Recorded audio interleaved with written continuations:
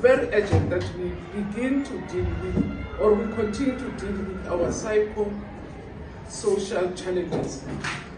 I live in this area and I know most of the social challenges in this area. And this area has an advantage of a very strong community.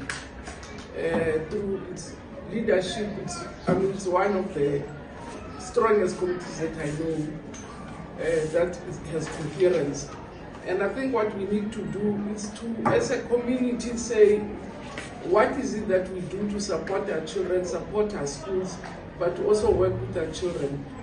There are a number of NGOs in the area, the municipality or provincial, and I know also for a fact the police here, there's a doctor school in the area, and it works very well.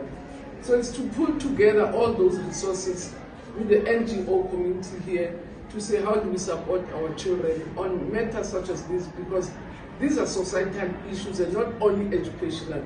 They're educational because we have to educate our kids about comprehensive sexuality and all sorts of important things, social matters, but we also have to amplify it in communities where they live so that it's a one-to-one support.